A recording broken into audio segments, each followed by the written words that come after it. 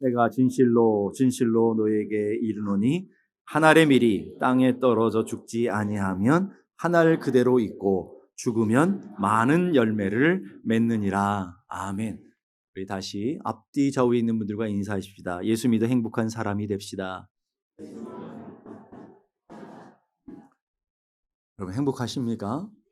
예수의 생명이 여러분 안에 풍성함으로 말미암아 예수님으로 인해 주어지는 기쁨, 예수님으로 인해 주어지는 감격, 예수님으로 인해 주어지는 놀라우신 축복이 여러분 삶 가운데 넘쳐나게 되기를 축복합니다. 오늘은 부활주일 감사 예배로 하나님 앞에 드리고 있습니다. 부활의 영광과 부활의 능력을 찬양하며 주님 앞에 나아가는데 그 오늘 부활절에 맞는 오늘 한 알의 밀알이라는 비유의 내용을 가지고 주님의 말씀을 함께 상고하기를 원합니다. 24절을 보십시다. 내가 진실로 진실로 너에게 이르노니 한 알의 밀이 땅에 떨어져 죽지 아니하면 한 알 그대로 있고 죽으면 많은 열매를 맺는다. 두 개의 아주 대비되는 내용들이 나오고 있습니다. 죽지 않으면, 죽으면, 죽지 않으면 그대로 있고 죽으면 많은 열매를 맺는다 하는 것을 얘기하고 있어요. 우리가 신앙생활을 하면서도 신앙생활 20년, 30년, 40년 했는데 신앙생활을 했는데 전혀 변화가 없는, 전혀 바뀌지 않는, 그런 전혀 인생의 열매가 없는 그런 분들을 만나게 됩니다. 이유는 딱 한 가지예요. 예수 안에서 죽지 않았기 때문에 그대로 있는 거예요. 여러분 우리가 예수를 믿는다는 것은 교회를 열심히 다닌다라는 게 아니에요. 여러분 그리스도와 함께 죽고 그리스도와 함께 살아서 그리스도의 생명력이, 그리스도의 아름다운 열매들이 맺어져 가는 것을 우리는 예수 믿는다라고 얘기하는 거예요. 죽지 않으면 절대로 열매를 맺을 수 없어요. 여러분 열매 변화될 수 없다라는 것을 가르쳐 주고 있는 거예요. 우리가 예수를 믿으면서 20년, 30년 예수를 믿었는데도 변하지 않는 것, 그게 기적이에요. 예수의 생명력과 예수의 능력이 있어서 당연히 변화돼야 되고 당연히 열매가 맺어져야 돼. 이게 정상적인 거예요. 근데 전혀 변화가 없다. 그런 분들을 보시면 야, 저분이야말로 기적이구나. 정말로 놀라운 기적이구나 하는 것들을 바라보셔야 돼요. 여러분의 영혼을 바라보면서도 내가 예수를 믿고 기도하고 열심히 헌신하는데 내가 전혀 변화된 삶이 없다. 아, 나도 기적이구나. 이걸 생각하셔야 돼요. 예수의 생명이 들어가는 곳에 변화의 능력이 나타나고 예수의 생명이 들어가는 곳에 부활의 영광이 나타나고 예수의 생명이 들어가는 곳에 놀라운 영광이 나타날 수밖에 없어요. 이게 자연스러운 것이라는 거예요. 내 삶에 아무런 변화가 없고 아무런 기적이 없고 아무런 놀라운 일들이 나타나지 않냐고 아무런 열매가 맺어지지 않는다. 그게 놀라운 기적이에요. 오늘 여러분의 삶의 자리에 예수로 말미암아 생명을 얻고 예수로 말미암아 변화의 능력이 나타나고 예수로 말미암아 인생의 열매들이 맺어지는 은혜가 있기를 간절히 바랍니다. 오늘 한 알의 밀은 바로 예수 그리스도를 얘기하는 거예요. 예수님께서 한 알의 밀이 되시기 위해서 이 땅 가운데 오셨고 이 땅 가운데 오셔서 십자가의 죽으심으로 죽고 썩어 주셨어요. 그래서 그 예수님의 죽으심으로 말미암아 내가 열매 맺어. 다른 사람이 아니라 그 예수로 말미암아 내가 열매인 거예요. 여러분들이 열매인 거예요. 여러분이 그 예수로 말미암아 맺어진 열매라는 것들을 기억해야 될 줄로 믿습니다. 고린도전서 15장 20절에 이렇게 말합니다. 그러나 이제 그리스도께서 죽은 자 가운데서 다시 살아나사 죽었어요. 살아나셨어요. 그랬더니 죽은 자들의 첫 열매가 되셨다. 예수님이 첫 열매가 되셔서 여러분이 두 번째 열매 되시고 세 번째 열매 되시고 네 번째 열매 되시고 아멘 할 때까지 한다니까요. 100번까지 가야 될까요? 네? 여러분들이 열매가 되셔서 이렇게 하나님의 주시는 영광을 바라보며 찬양하게 되는 것을 믿을 수 있기를 바랍니다. 예수님이 이 땅에 오신 목적이 뭘까요? 마가복음 10장 45절에 예수님께서 이 땅에 오신 정확한 이유를 설명하고 있어요. 인자가 온 것은 섬김을 받으려 함이 아니라 도리어 섬기려 하고 그 다음에 자기 목숨을 많은 사람의 대속물로 주려 오셨다. 쉽게 말하면 예수는 죽으러 오셨다. 예수는 죽으러 오셔서 그 죽음으로 말미암아 우리의 생명을 얻고 죽음으로 말미암아 예수의 죽고 썩어짐으로 말미암아 우리를 열매 맺도록 하기 위해서 이 땅 가운데 예수님께서 오신 것을 믿을 수 있기를 바랍니다. 많은 사람들을 살려내시고 이 땅에 그 하나님의 아름답고 선한 열매들을 이 땅에 맺어가시도록 주님이 오셨다라는 거예요. 그 열매가 누구라고요?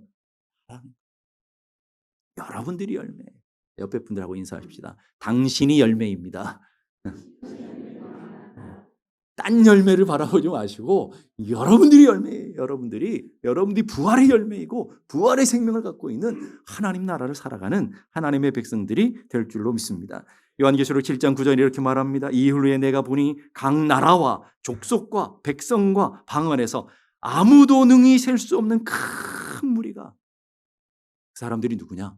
저 하늘에 감히 영광스럽게 하나님을 예배하는 여러분들, 앞으로 장차 하나님의 보좌 앞에 서서 하나님을 찬양하고 예배하는 우리들이 그 앞에 서 있는데, 주님이 보시니까 온 나라와 족속과 백성과 방 안에서 아무도 능히 셀 수 없는 큰 무리, 셀 수 없는 큰 무리가 흰 옷을 입고 손에 종려가지를 들고 보좌 앞에 어린 양 앞에 서 있더라. 이게 여러분들이 장래의 모습이라는 거예요. 그래서 그 사람들이 뭘 하느냐? 10절에 나와요. 큰 소리로 외쳐 이르되 구원하심이, 누구를 구원하시며?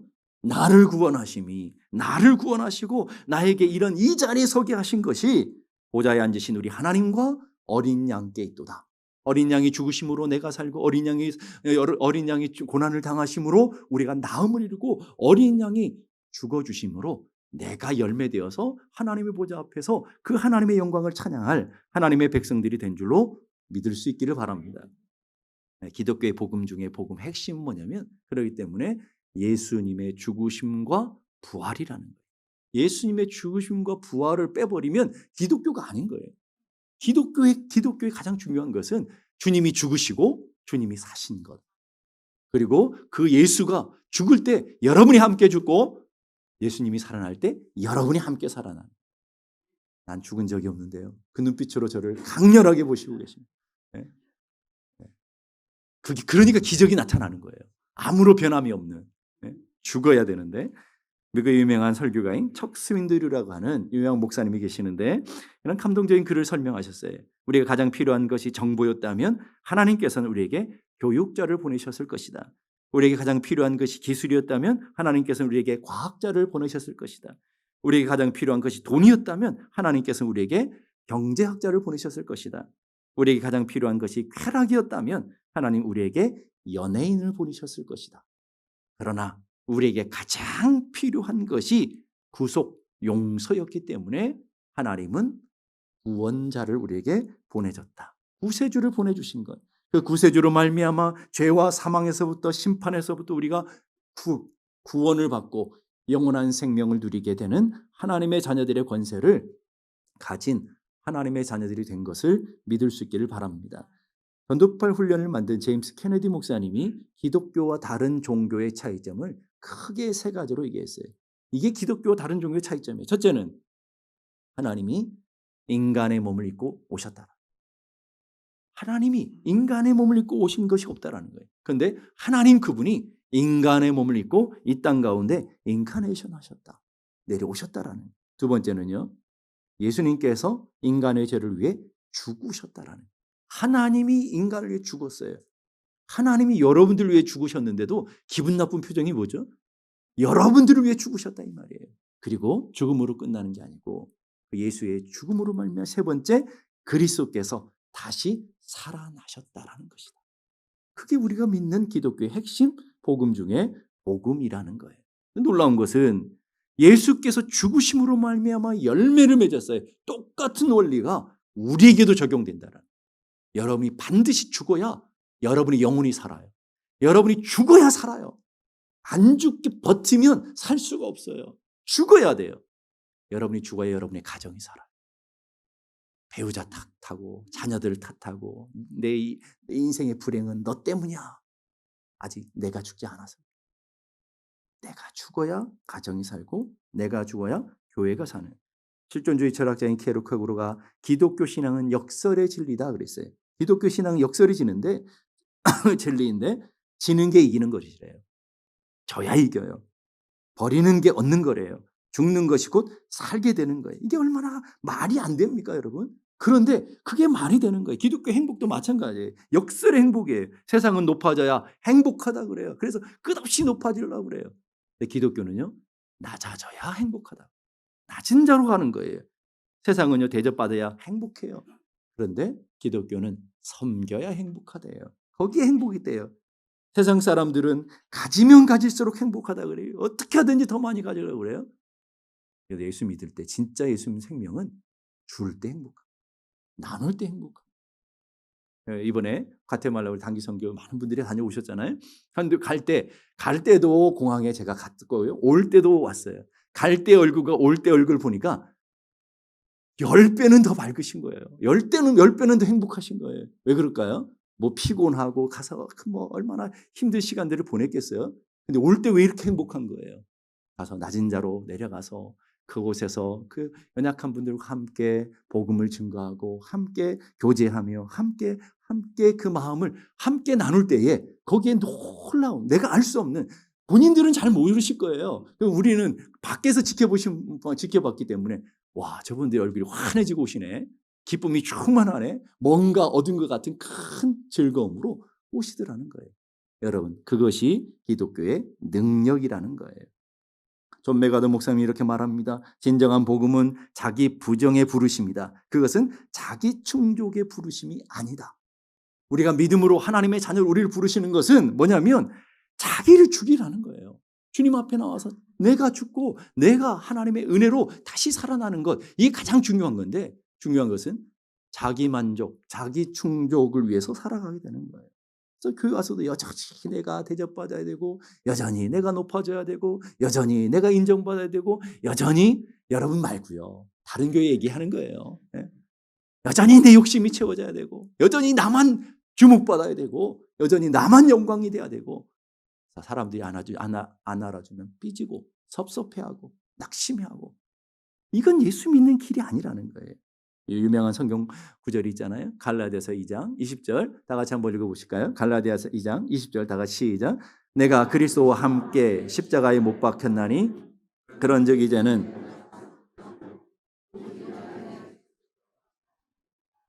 내가 그리스도와 함께 십자가에 죽어야 된다. 누가 죽어야 된다고요? 내가 알기는 귀신같이들 잘 알아요. 이 말씀이 성도들이 가장 좋아하는 성경 구절 중에 하나래요. 내가 그리스도와 함께 죽어야. 어떤 불신자가 교회 가서 이 성경을 읽으면서 그런 생각이 들더래요. 아니 교회는 맨날 내가 그리스도와 함께 죽어, 내가 죽었다 그러는데 왜 이 교회는 다 살아있느냐라는 거예요. 자기 자존심 살아있고 자기 영광 살아있고 자기 대접 받으려고 그러고 자기 알아달라고 그러고 이게 무슨 기독교의 진리냐 이런 얘기를 하시는 거예요. 여러분 세상 사람들은 우리에게 기대하는 게 있잖아요. 아, 저 사람들은 예수와 함께 죽은 사람들이야. 저 사람은 예수와 함께 죽은 사람들이야 하는 것이죠. 스펄전 목사님이 이렇게 말합니다. 나는 이미 죽었습니다. 나에 대해서 죽었고 나에 대해서 죽었습니다. 여기서 끝내도 돼요. 근데 구체적으로 내 가족에 대해서 죽고 내 인생의 목표에 대해서 죽고 내 중심에 죽고 내 철학과 내 존재와 내 자아에 대해서 다 죽었습니다. 그리고 예수 위에 살아갑니다. 나는 다 죽었다 이 말이에요. 죽은 사람이 무슨 자존심이 죽은 사람이 자존심을 자랑하냐 이 말이에요. 내 영광과 내 자랑과 내 욕망과 내 욕심이 다 죽었어요. 무엇보다 내가 편안하려고 하고 내 이익을 추구하는 것이 죽었어요. 예수 믿는 게 얼마나 여러분들이 노력을 해야 되는지 몰라요. 예수 믿는 게 얼마나 여러분 부지런해야 되는지 몰라요. 여러분 이 시간 오려면 꽃단장하고 오셨을 거 아니에요.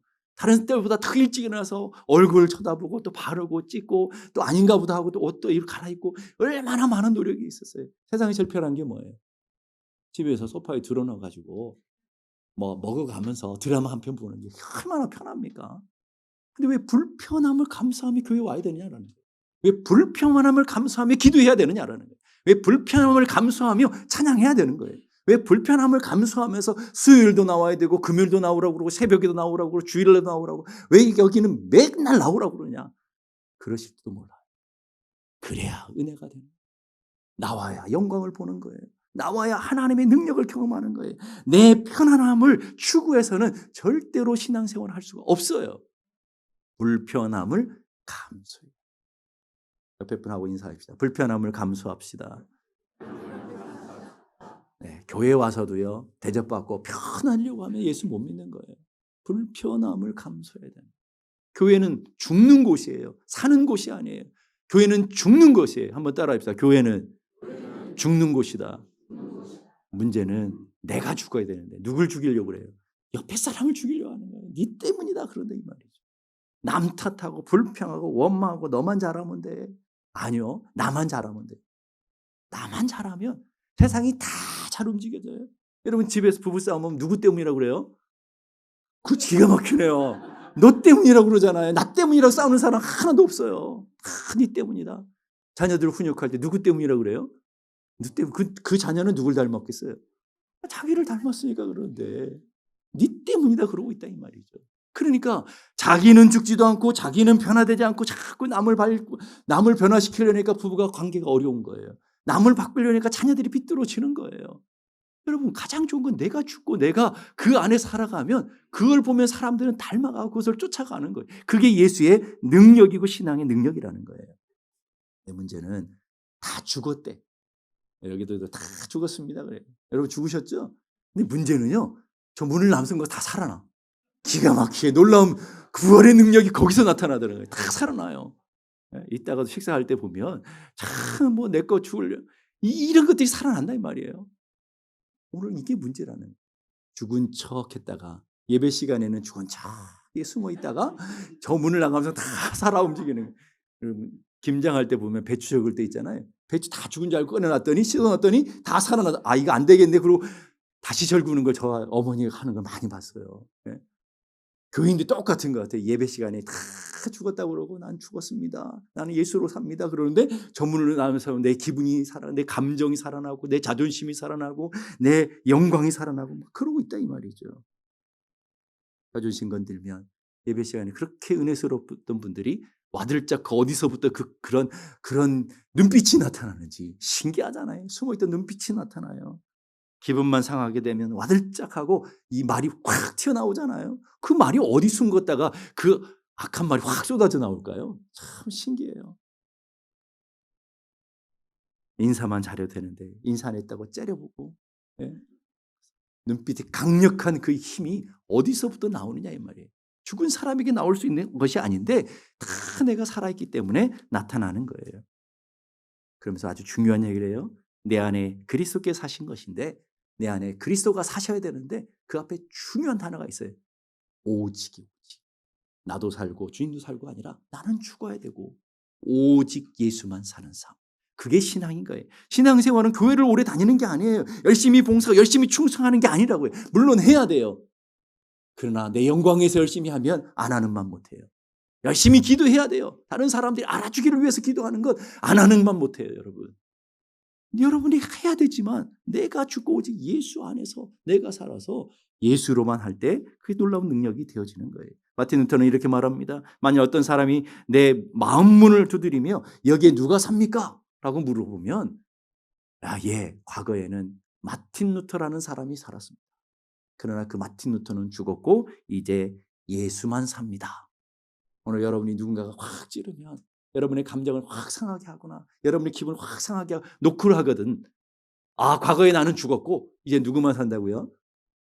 여러분 탁 건드리면 예수가 나와야 돼요. 툭 건드리면 또 예수가 나와야 되고. 아멘입니까?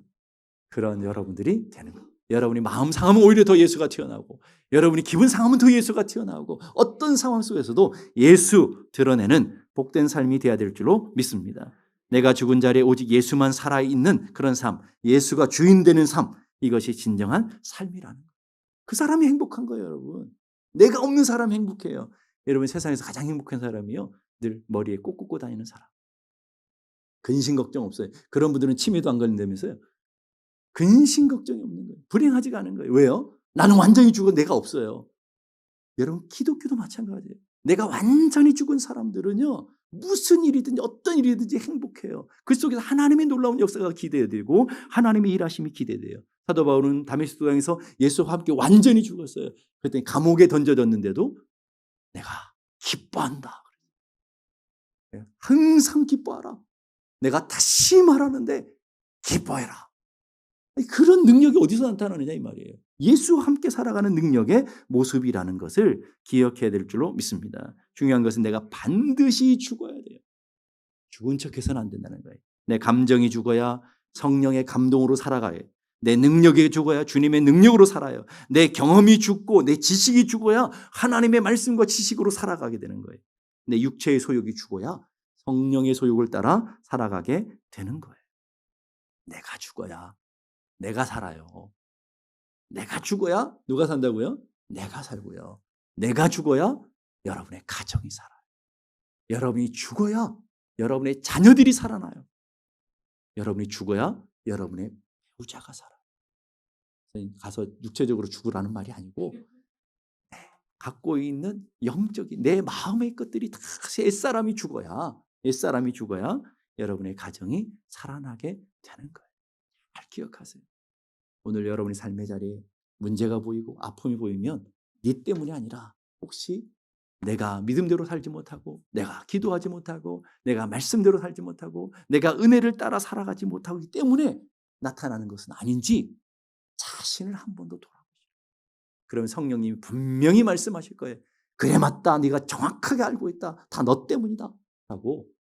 네가 변하면 네 자녀들이 산다. 네가 변하면 네 가족이 산다. 네가 하나님 앞에 엎드리면 네 가정이 살고 네가 하나님 앞에 엎드리면 네 교회가 살아난다. 다 남 때문이 아니라 나 때문이라는 것을 발견하게 되는 거예요. 마더 테레사는 이렇게 말합니다. 우리는 세상에서 한날의 미랄처럼 작을지라도 여러분 힘도 없고 능력도 없어요. 작아요. 맞아요. 그렇지만 그 작은 것이라도 사랑으로 심겨질 때 수많은 생명을 만들어내고 그 생명을 열매를 맺을 수 있다는.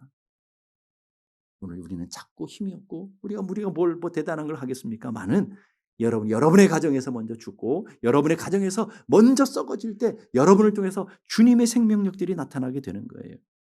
오늘은 부활절 예배를 드리고 있어요. 기독교의 가장 중요한 핵심 진리 중에 진리는 부활절에 있어요. 부활의 사건이 있는 거예요. 근데 부활은 세 가지의 부활이 있다는 걸 믿어야 돼요. 첫째는요, 과거적인 부활이 있어요.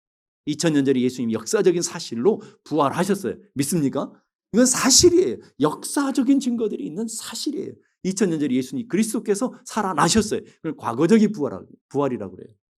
우리는 다시 예수님 오시는 그날 다시 살아날 거예요. 영적인 몸으로. 여러분이 죽으면 다시 부활의 영체로 살아나게 될 것을 믿습니다. 그럼 미래적인 부활이에요. 그러니까 앞으로 살아나게 될 거라고요. 근데 가장 중요한 것은 현재의 부활이에요. 내가 그리스도와 함께 지금 죽고 그리스도의 생명력이 되어져 내 안은 없고 구속한 주만 보이는 삶을 살아가는 거예요. 내 속에 오직 예수 그리스도가 살아서 예수의 향기를 나타내고 예수의 빛깔을 나타내고 예수의 능력을 나타내고 예수의 맛을 낼 줄 아는 사람들. 그게 진정한 모습인 거죠. 오늘 여러분이 인생을 살아가면서 누가 보이느냐라는 거예요. 옆에 사람 통해서 누가 보여요? 예수가 보여야 되잖아요. 근데 예수가 보이지 않고 인간인 내가 보이는 거예요. 인간인 내 감정이 보이고 내 가치가 드러나야 되고 그런 것은 온전한 죽은 것이 아니라는 거예요. 예수를 믿는 순간 우리의 생각이 바뀌고 가치관이 변하게 되고 우리의 습관과 언어들이 바뀌어야 되고 우리의 삶이 바뀌는 거예요. 중요한 얘기라는 거예요. 여러분 언어도 바뀌어야 돼요. 여러분 손과 발 움직이는 거 다 바꿔야 돼요. 무엇으로요? 생명의 언어로. 은혜로운 말로. 바뀌어져야 돼요. 왜 기분 감정 상하게 누구 누르면 왜 자꾸 이상한 말이 나오냐 이 말이에요. 세상에 쓰는 세상의 방언들이 막 터지냐 이 말이에요. 예? 여러분 거룩하게 가지고 세상의 방언이라니까 못 알아보시는데 욕이라고 해야 알아듣시나요? 예? 그게 세상 방언이 막 터지는 거예요. 아니 기도할 때는 영적인 방언을 터뜨렸던 분들이 왜 누군가가 나를 찌르면 세상 방언이 터져버리냐 이 말이에요. 왜 이렇게 세상 방언을 잘하시냐 이 말이에요. 신기하고 놀라운 일 아닙니까? 예수 믿은 지 몇 년인데 아직도 우리 언어가 바뀌지 않고 있다라는 거예요. 프란스 에이퍼라는 분이 이런 얘기예요. 그리스도인에게 오직 한 가지 과제만이 있는데 그것은 어떻게 부활의 삶을 살아내느냐라는 것이다. 우리 하나의 과제가 뭐예요? 우리 삶 속에 어떻게 예수의 생명력을 가지고 예수의 맛을 내며 예수의 향기를 드러내며 예수님의 모습을 드러내며 예수의 빛깔을 나타내며 살아가게 되는가. 이동원 목사님이 짧은 글에 이런 얘기 있어요. 하나님 서투른 아마추어 같은 삶을 살게 하소서. 여러분 능수능란해가지고 이제 여러분 삶에 이제 여러분의 몸에 배어 있는 그런 예배, 배어 있는 그런 믿음이 아니고 초보 때처럼 여러분 주님을 처음 만났을 때 감격처럼 여러분 처음 교회 왔을 때 그 첫 마음처럼 하나님을 섬기게 해주십시오라는 주제예요. 그러면서 처음 보는 하늘이듯 그 하늘을 바라보게 하시고 처음 만났던 그 감격으로 주님을 보게 하시고 처음 들어서는 예배당이듯 그 설레임으로 예배당 안에 들어오게 하시고, 처음 내 마음속에 구원의 메시지가 내 심장에 사로잡던 그 감격으로 처음 그 설교 듣는 그 심정으로 설교를 듣게 하소서. 이게 부활의 능력입니다. 오늘도 여러분의 마음 가운데 그 은혜로, 그 능력으로 부활의 생명력을 가지고 승리할 수 있는 여러분 모두가 되기를 주님의 이름으로 축복합니다. 기도하겠습니다. 이 시간 우리 함께 다 같이 기도하실 때, 주님, 내가 죽고 예수로 사는 저희들 되게 해 주옵소서. 내가 죽음으로 내 가정이 살아나고 내가 죽음으로 내 자녀들이 살아나는 영광과 능력을 맛보게 하여 주시옵소서. 그렇게 기도하시며, 하나님, 나를 통하여 주님의 맛, 주님의 빛깔, 주님의 향기 드러내는 삶을 살아가는, 부활의 능력 가지고 살아가는 우리 모두가 되게 해 주옵소서. 우리 함께 다 같이 기도하겠습니다.